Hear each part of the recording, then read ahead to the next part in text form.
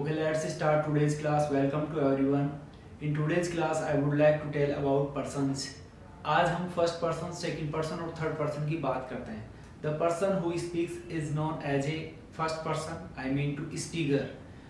बोलने वाला जो फर्स्ट पर्सन होता है, सुनने वाला सेकंड पर्सन होता है और जिसके बारे में बात की जाती है वो थर्ड पर्सन होता है.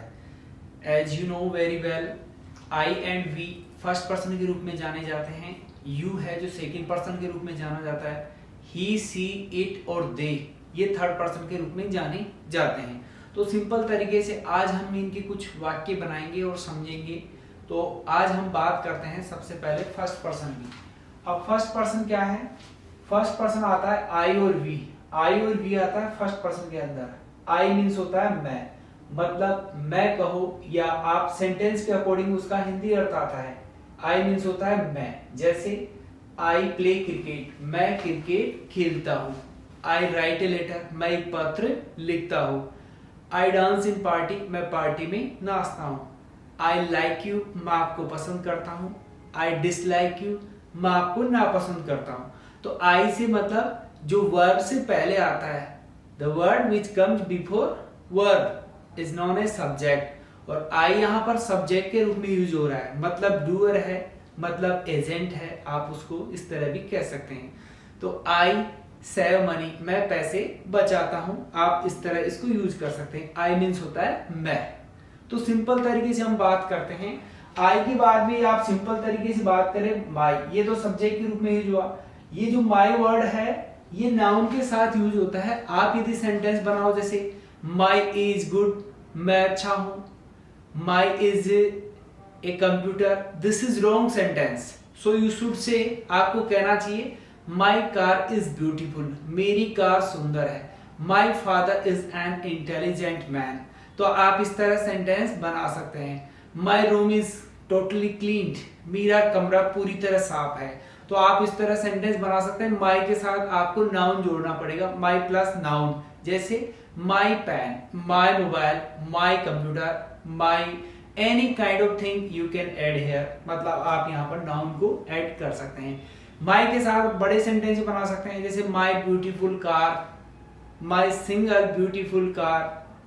तो सिंपल तरीके से आप आसान इस तरीके से इस तरह बात करते हैं. माई का अर्थ होता है मेरा या मेरी के सेंस में प्रयोग करते हैं. ठीक है. जैसे माई कार इज वेरी कॉस्टली, मेरी कार बहुत महंगी है. इस तरह आप सेंटेंस बना सकते हैं. आगे यदि हम बात करें मी को यूज करना, मी को कैसे करेंगे हम?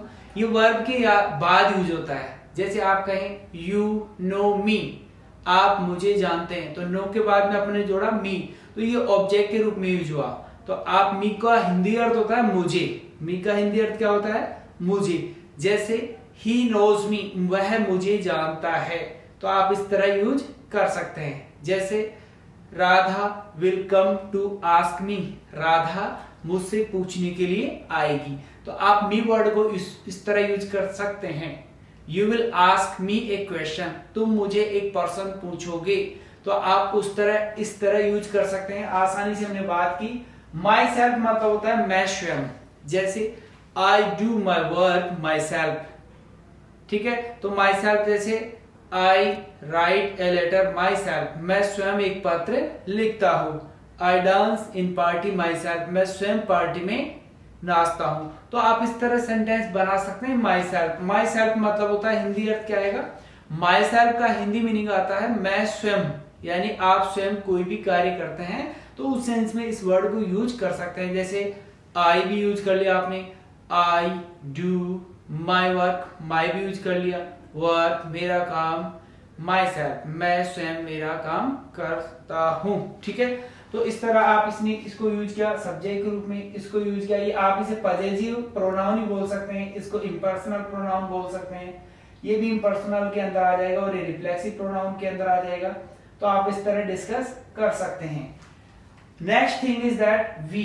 वी मीन्स होता है हम. आप कहीं भी पर बैठे हैं, you are sitting anywhere, then you will say we are going to party, हम पार्टी में जा रहे हैं. मतलब अकेले आप जा रहे हैं तो आप अपने लिए कहेंगे I am going to party.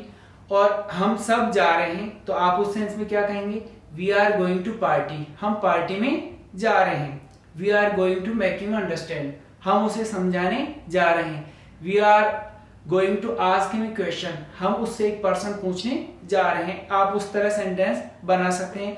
और वी का हिंदी मीनिंग क्या आता है? हम। वी का हिंदी अर्थ हम, ठीक है।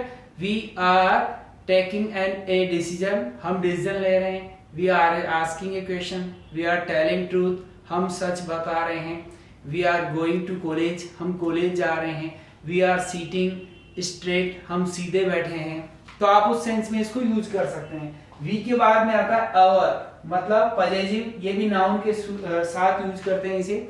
जैसे our school is a big building, our mobile, our house, our room. तो आप इस तरह इसको यूज कर सकते हैं आसानी से, ठीक है। तो आवर के साथ भी आपको नाउन का प्रयोग करना पड़ेगा। इसके बाद में यदि हम बात करें अस मीन्स होता है हमको, ये ऑब्जेक्ट के रूप में यूज होता है। जैसे यू नो अस, तुम हमें जानते हो, ये भी वर्ब के बाद यूज होगा। वी होता है वर्ब से पहले यूज होता है, और अस होता है जो वर्ब के बाद यूज होता है। हम इसको आसानी से यूज कर सकते हैं। सेंटेंस कैसे बनाएंगे? यू नो अस, तुम हमें जानते हो। दे नो अस, वे हमें जानते हैं। और आवर सेल्वेज मतलब we do our work, ourselves, हम हमारा काम स्वयं करते हैं। ये रिफ्लेक्सिव प्रोनाउन या फोर्सफुली आप कोई बात कहते हैं तो उस सेंस के अंदर इसको यूज कर सकते हैं। Second person is a listener, second person एक लिसनर होता है।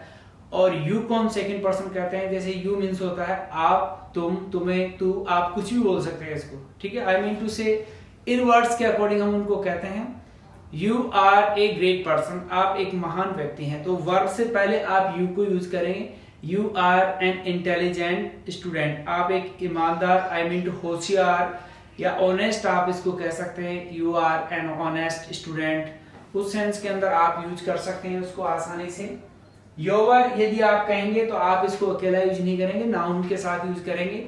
जैसे your car is not here, आपकी कार यहाँ नहीं है। Your mobile is not all right, your idea is not right, आपका विचार ठीक नहीं है। उस सेंस के अंदर आप इसको यूज कर सकते हैं आसानी से। यू है जो सब्जेक्ट और ऑब्जेक्ट दोनों रूप में यूज हो सकता है। जैसे आई नो यू, मैं तुम्हें जानता हूँ। यू नो मी, तुम मुझे जानते हो। ही नोज मी, वह मुझे जानता है। सी नोज मी, तो आप इस तरह यूज कर सकते हैं। यू नो हिम, तुम उसे जानते हो। यू नो हर, तुम उसे जानते हो। यू नो देम, तुम उन्हें जानते हो। यू नो राम, तुम राम को जानते हो। यू नो सीमा, तुम सीमा को जानते हो। उस सेंस में हम इसको यूज कर सकते हैं। और योर सेल्फ मतलब होता है तुम स्वयं। You are doing your work yourself, तुम अपना काम स्वयं कर रहे हो। तो मतलब स्वयं, तुम स्वयं के सेंस में हम इसको यूज कर सकते हैं, यानी सेकंड पर्सन में आएगा तो आप इसको आसानी से यूज कर सकते हो। अब हम बात करें थर्ड पर्सन। थर्ड पर्सन में आता है ही, सी, इट और दे, ठीक है।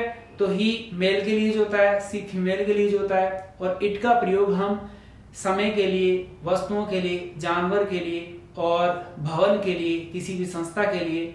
और हमें मेल और फीमेल का पता नहीं होता है तो उस सेंस में भी हम इट का प्रयोग कर लेते हैं। खास तौर से मौसम और समय के लिए, छोटी चीजों के लिए, आई मीन टू भवन के लिए, इन चीजों के लिए हम इट का प्रयोग करते हैं आसानी से। तो हमने आसानी से बात की और हम आगे बढ़े। ही जो है, ही का मतलब होता है वह या उसने। जैसे he is busy with his work, वह अपने कार्य में व्यस्त है, तो इसका अर्थ है वह। हम कहें ही हैज कार, तो ही का अर्थ यहाँ क्या है? उसके पास कार है। ही हैज मोबाइल, उसके पास मोबाइल है। ही हैज कंप्यूटर, उसके पास कंप्यूटर है। तो उस सेंस में इसका अर्थ क्या है? उसके, ठीक है। तो हिंदी में अलग भी आ सकता है, ये नहीं कि आप ही का अर्थ वही कहेंगे। ही का अर्थ उसे भी आ सकता है, ही का अर्थ उसने भी हो सकता है। जैसे ही डज हिज वर्क, उसने उसका काम किया, ठीक है। ही हैज कार, उसके पास कार है। He is doing some work, वह कुछ काम कर रहा है। तो उस सेंस में भी इसका हिंदी मीनिंग आता है। हिज मीन्स होता है उसका, उसकी, उसके, ठीक है। तो हिज भी अकेला यूज नहीं होता है, इसके साथ भी आपको नाउन यूज करना पड़ेगा। जैसे his father, his mother, his grandfather, his room, his school, his college, his garden. I mean to say आप सेंटेंस आसानी से बना सकते हैं। तो इस तरह हमने यूज किया। फिर हिज, ये आपके ऑब्जेक्ट के रूप में, आई मीन टू यहाँ पर आप हिम लिखेंगे और इसे आप किस रूप में, ऑब्जेक्ट के रूप में यूज करेंगे। जैसे यू नो हिम, तुम उसे जानते हो। तो जैसे राधा नोज हिम, राधा उसे जानती है।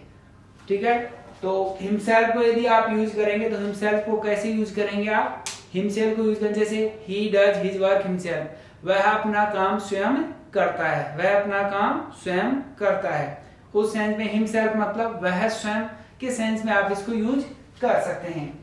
सी मीन्स होता है वह, ये फीमेल की यूज करते हैं इसके लिए। तो हम कह सकते हैं जैसे वर्ब से जो पहले आया है उसे सी सब्जेक्ट के रूप में हम यूज करते हैं। जैसे she is a beautiful girl, ठीक है, वह एक सुंदर लड़की है। सी इज प्लेइंग क्रिकेट, वह क्रिकेट खेल रही है।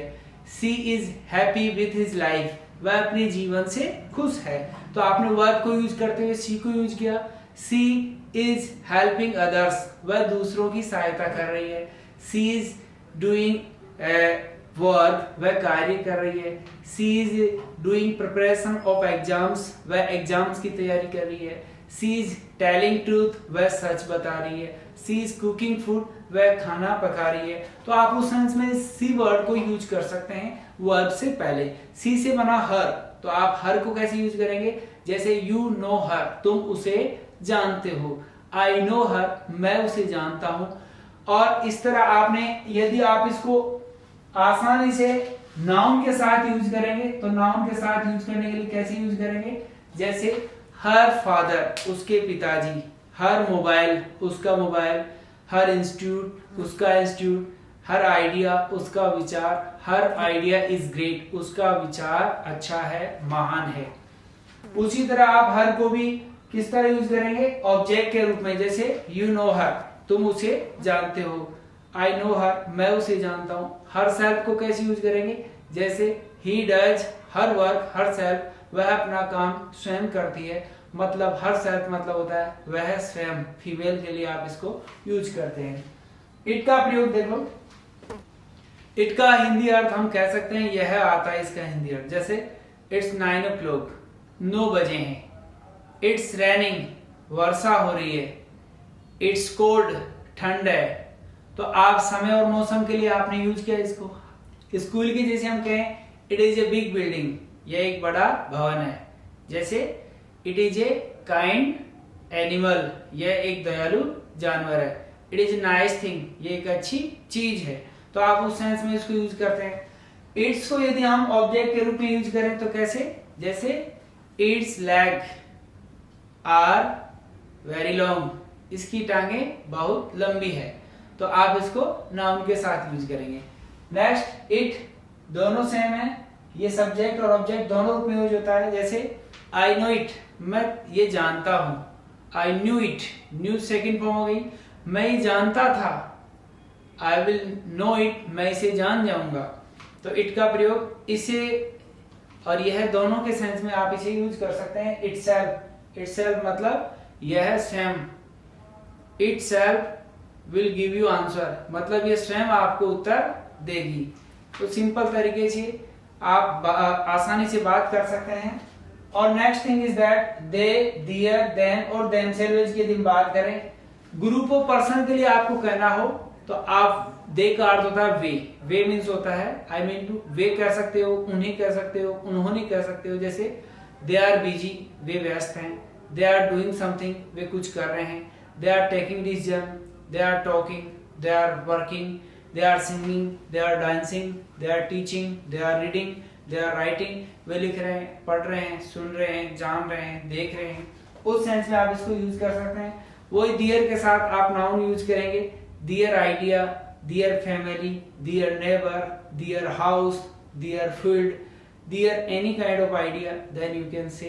तो आप इसको नाउन के साथ यूज कर सकते हैं। देम सेल्वेज मतलब, देम मतलब होता है, देम और देम सेल्वेज को हम समझते हैं। जैसे आई नो देम, मैं उनको जानता हूं। और आप देम सेल्वेज को ऐसे यूज करेंगे, they do their work themselves, वे अपना काम स्वयं करते हैं। तो देम सेल्वेज का मतलब होता है वे स्वयं के सेंस में आप इसको यूज कर सकते हैं।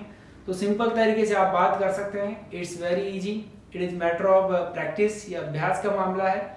And good thing is that you can do efforts, you can do practice. अच्छी बात है कि आप प्रयास कर सकते हैं, मेहनत कर सकते हैं, अभ्यास कर सकते हैं। Everything depends on you. If you want anything with heart and soul, यदि आप किसी भी चीज़ को जी जान से चाहेंगे, then that will come in your hand, that will come one day। एक दिन वह आपके हाथों में ज़रूर आएगी। So keep in your mind, इस बात को अपने दिमाग में रखें and keep doing efforts, because without doing efforts a person can not get success in his life. बिना अभ्यास के एक इंसान संपूर्ण नहीं बन सकता, कामयाब नहीं बन सकता। Efforts are such a thing which can make a person great, which can make you a helpful person, which can make you a great person. अभ्यास ही है जो एक इंसान को महान व्यक्ति बना सकते हैं। So try to do the efforts more and more, इसलिए ज़्यादा से ज़्यादा अभ्यास करें। Keep yourself busy. Okay, our meeting is up, we'll meet again, have a nice day.